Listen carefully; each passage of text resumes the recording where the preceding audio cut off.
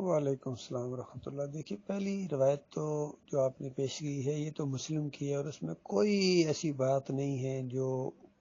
قرآن کے کوئی خلاف چیز ہو۔ اگر وہ اہل بیت والا سہارا، وہ قرآنی جو آیات ہیں وہ آپ پڑھیں تو پوری طرح نبی علیہ السلام کی ازواج کو مخاطب کیا اللہ تعالیٰ نے۔ اور اہل بیت کا مطلب نہیں گھر والے، تو گھر والوں میں اگر بیویاں ہی نہیں ہیں پھر کون گھر والا ہے؟ تو بیویاں تو بلکہ سب سے پہلے گھر والی ہوتی ہیں،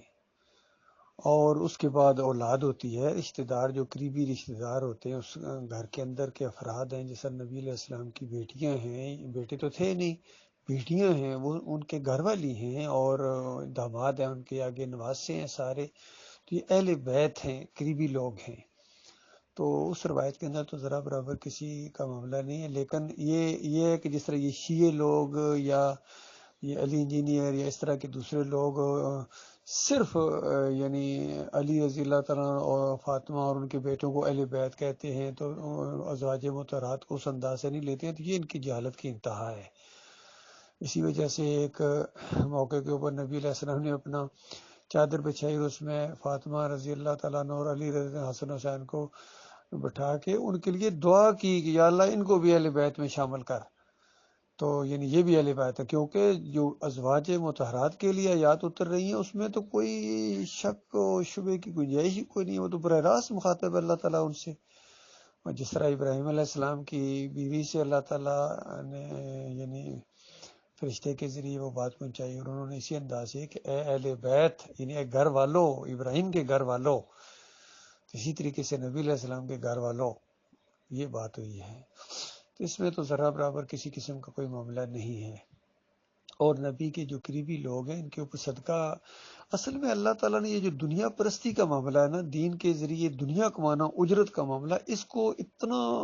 بالکل ہٹا دیا ہے تاکہ شائبہ تک نہ آئے اس چیز کا۔ تاکہ دیکھیے نبی علیہ السلام بھی انسان تھے، بشر تھے، لیکن انبیاء کے بارے میں فرمایا کہ ان کا جو ترکہ ہے نا وہ بھی صدقہ ہے، تاکہ کوئی گٹھا کرنے کا یا اس طرح کا معاملہ، کوئی یہ سوال ہی ختم ہو جائے کہ اگر کوئی بالفرض کوئی تھا بھی، کوئی بچا بھی ہے تو وہ بھی صدقہ ہے جی، وہ آگے کسی کو ٹرانسفر نہیں ہوگا۔ تو جہاں ایک بشر کی حیثیت سے نبی کے جو گھر والے ہوتے ہیں قریبی، وہ اس وراثت سے محروم رہے، تو اللہ تعالیٰ نے ان کے لیے بہت بڑا اجر کا انتظام کر دیا۔ کتنے بڑی سعادت ہے نبی کا رشتہ دار ہونا، قریبی، کیونکہ وہاں جنت میں یعنی اگر کوئی اعمال میں کمزور بھی ہے تو وہ ایمان کے مطابق اپنے یعنی والد، والدہ، بیوی، بچوں، جو رشتہ دار ہیں ان کے ساتھ ملا دیے جائیں گے۔ کتنا بڑا انسینٹیو ہے اس لحاظ سے، کتنی بڑی عزت ہے۔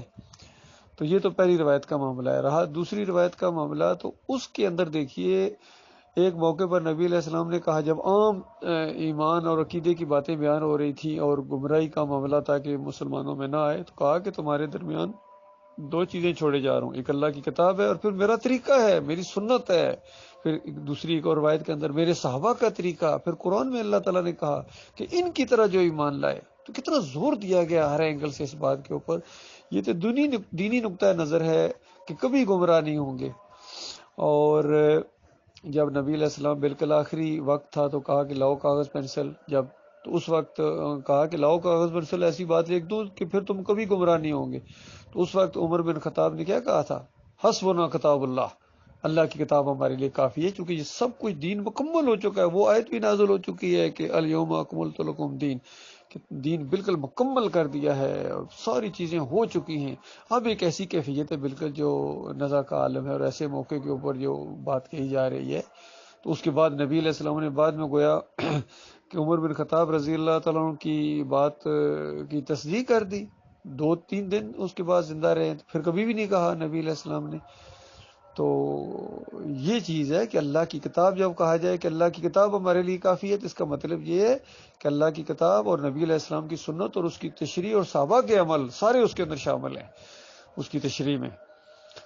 اور پھر دیکھیے ایک فرد جب کہیں جا رہا ہوتا ہے، اور خاص کر جب مرنے کا معاملہ ہوتا ہے، دوسری دنیا میں جا رہا ہے، تو اپنے رشتہ داروں کے لیے وصیت کر کے جانا، اپنے ساتھیوں کو، ظاہری بات ہے ایک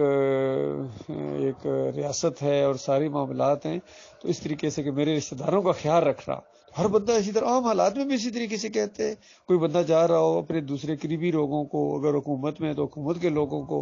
اور عام ماحول ہے تو اپنے رشتہ داروں کو، برادری والوں کو، علاقے والوں کو بندہ کہہ کے جاتا ہے کہ دیکھنا میرے رشتہ داروں کا خیال رکھنا. تو اس میں کون سی ایسی بات ہے جو سمجھ میں نہیں آتی ہے؟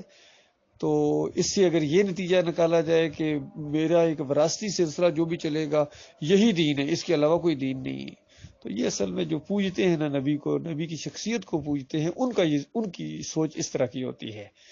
تو آج شیعوں نے اسی کو پروپیگنڈا کیا ہوا ہے صاحب کا، بس ہم ہیں دین کے پاس، چاہے کفر و شرک میں لت پاتوں شاید دنیا میں کوئی ایسی کافر و مشرک قوم گزری ہو جو یہ ہیں رافضی اور یہ سارے جتنے یہ گھوڑے کے بیچاری اور اس طرح توحید کے دشمن، اور یہ اگر کہیں کہ ہم وہ ہیں ان کی اولاد میں سے ہیں، تو ہر دور کا کافر مشرک اسی طریقے سے کہتا ہے. مشرکین مکہ کا سب سے بڑا سہارا ہی یہی تھا کہ ہم ابراہیم علیہ السلام کی اولاد ہیں، ہمیں دین سکھا رہے ہو. اور یہود و نصارہ کا معاملہ بھی اسی طریقے سے، وہ تو کہتے تھے ہم انبیاء کے کیا، ہم اللہ کے بیٹے ہیں، اتنے چہتے اور اتنے پیارے ہیں. تو اس کے بعد اللہ تعالیٰ نے کیا جواب دیے تھے ان کو کہ بے ایمانو، پھر تمہارے اوپر اللہ کے عذاب کیوں آتے ہیں. اور پھر عیسیٰ علیہ السلام کے ذریعے اور یحییٰ علیہ السلام کی زبان سے ان کے اوپر لعنت کی گئی، پھر نبی علیہ السلام کی زبان سے بھی لعنت کی گئی بے ایمانوں کے اوپر قبر پرستی کی وجہ سے. یہ معاملہ ہے.